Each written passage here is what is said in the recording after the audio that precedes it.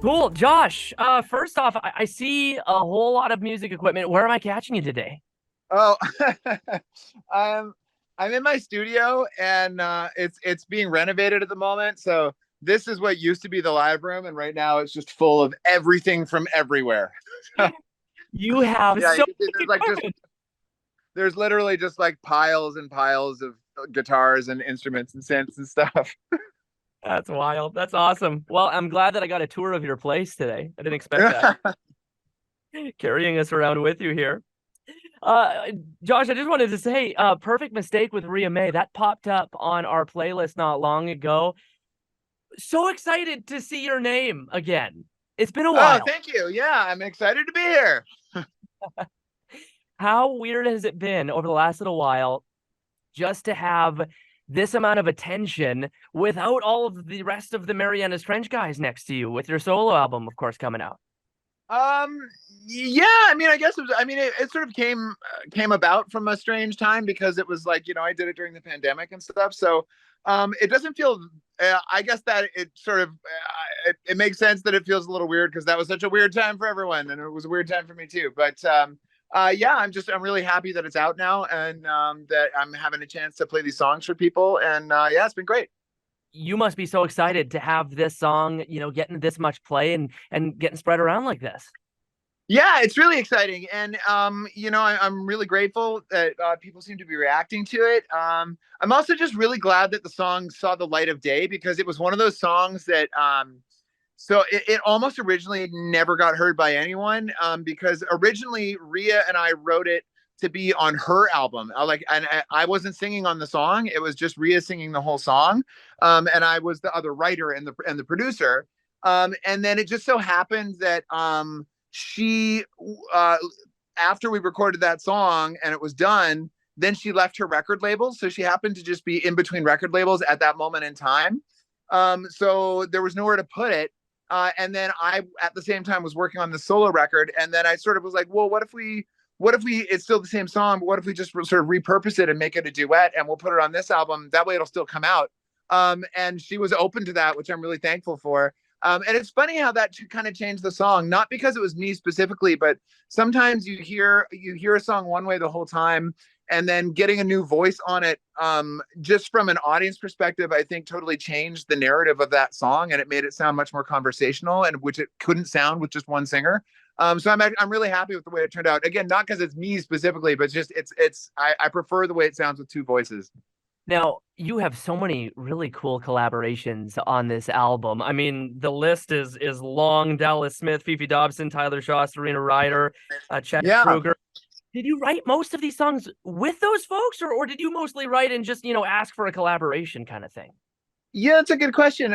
Mostly it was I wrote on my own, except for this song with Ria that genuinely was in equal parts co-write. Other than that, I pretty much wrote songs and then contacted people. And sometimes I wrote songs with those specific people in mind while I was writing it. So I was picturing people's specific voices on it, which can also get a little dangerous because if you write for somebody else's voice as the writer, when you're writing for someone else and you are picturing their voice performing it the whole time, then it gets to a point where you're like, oh my God, I hope this person says yes. Because if they don't, that's going to completely change my relationship with this song now. Because now even though I haven't literally heard their voice on it, I've been hearing their voice on it this whole time. So now I'm attached to it. You know what I mean? So Yeah, you can totally. kind of write yourself into a corner that way. But thankfully, for the most part, that stuff all worked out. So, I mean, again, all of these collaborations, some of them very interesting. Specifically, Dallas Smith. That's a completely different genre. I know my Yeah. favorite one on the album is with Chad Kruger. I just think that one works so beautifully, and your voice is Oh, so. thank you. What was? I don't want you to pick favorites here, but maybe what was one of your favorite kind of collaborations that you were able to do, and maybe some fun kind of stories about working with some of these awesome folks. Yeah, I was really thankful for each and every person, and I think the experience of each artist that I collabed with was a different one and a unique one. So I don't think it'd be fair for me to pick a favorite. They were just all different experiences. I mean, the one with Chad, I really hoped that he would say yes. And I thought, like, you know, if it's the right song, and I can write something that he likes, I feel like he would, because we've been friends forever and we've worked together on Nickelback stuff.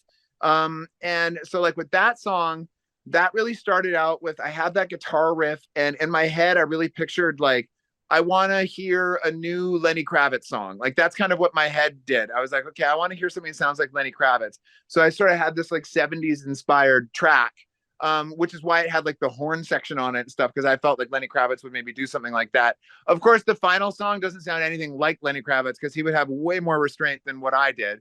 But, you know, because I just threw everything at it. And then when I started singing on it, when I started singing the first verse, I knew, this is a really weird, funny little thing, but I knew from too many times being drunk in a bar when there was a cover band playing and a band pulling me on stage to come sing with them, I knew that if I put a song in the same key as Highway to Hell, that my voice would sound like that there. Because I knew that from drunkenly sitting in with a lot of cover bands and being like, and then being like, let's do AC/DC. I knew that my voice would just sound like that. And as I was partway through writing the song, and I realized I was going to do that kind of vocal, I thought, like, oh, this would be a great one to hear Chad on. And I don't think anyone would expect to hear him on a song like this. But I already know that he would sound amazing singing that. It's perfect. It's like perfect for his voice. And then I think it just so happened that the day I called him and asked him if he would appear on the song, I think he was maybe a couple of cocktails deep at that point. And, and he just said yes without even hearing it. So it's like, I put all this work into this song, to being like, oh man, I hope he's gonna do it. And I just called him to say, like, can I send you a song? Would you be open to listening to it? And his response was like, buddy, just send it over. I'll sing on it. So that one worked out really great. But everyone's was really different. I mean, like the song with Serena Ryder, I've known Serena forever. I'm a huge fan of Serena. I think she's just got this like amazing.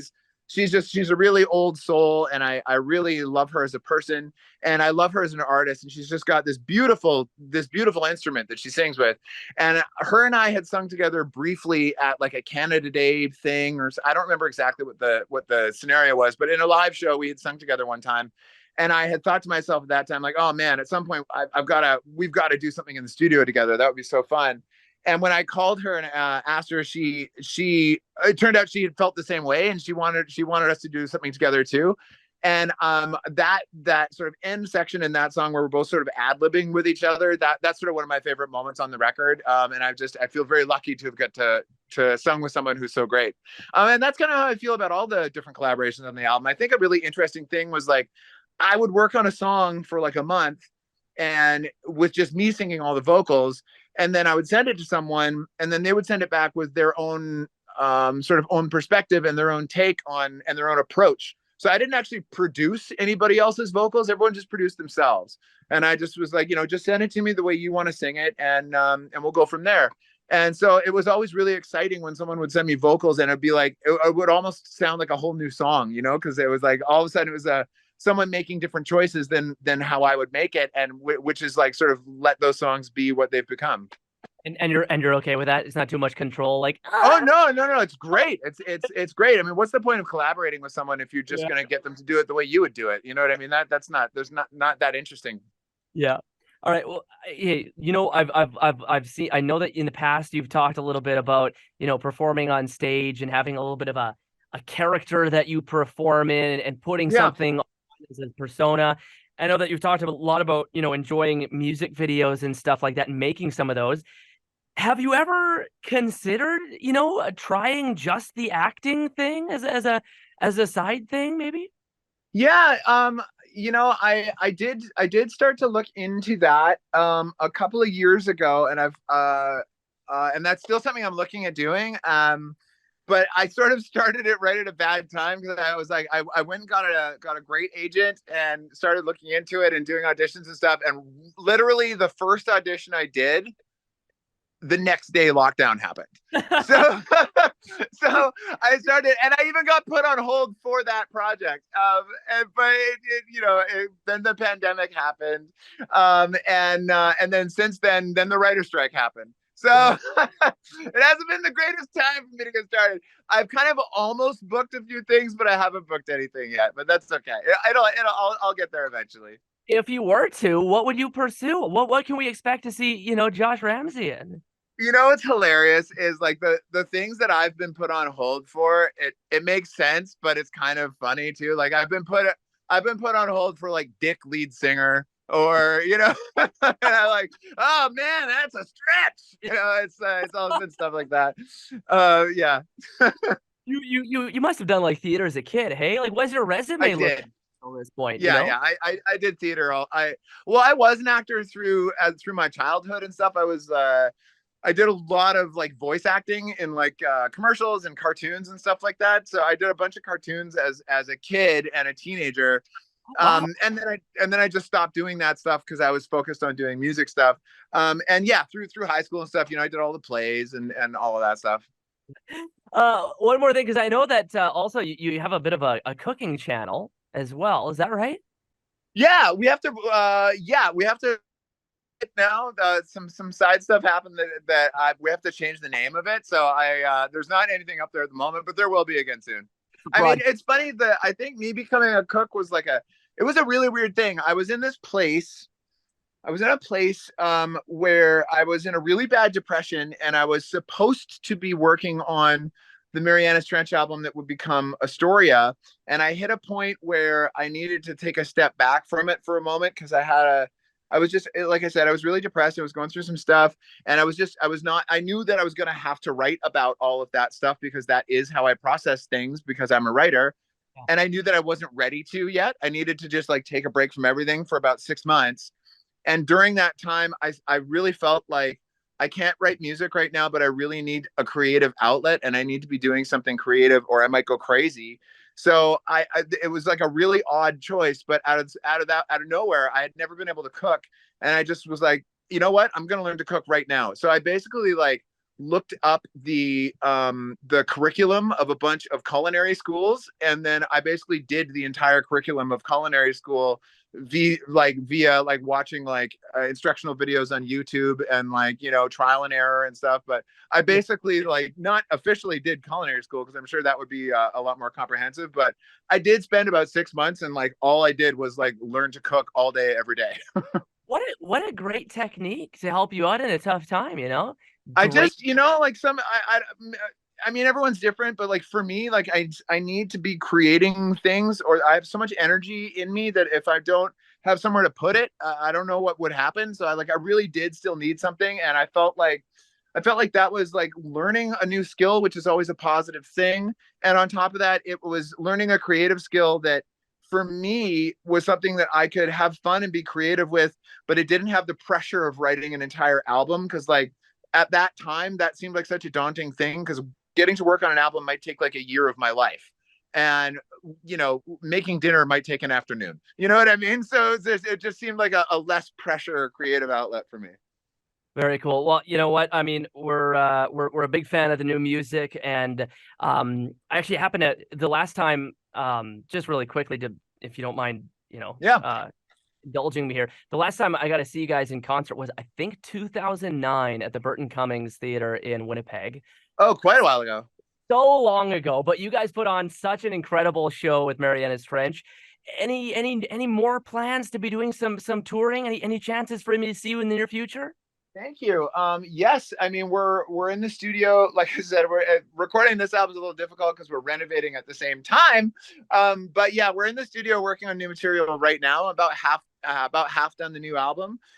So we're playing a few Marianas like festival shows throughout the summer. And then hopefully our album will come out and we'll be back on the road.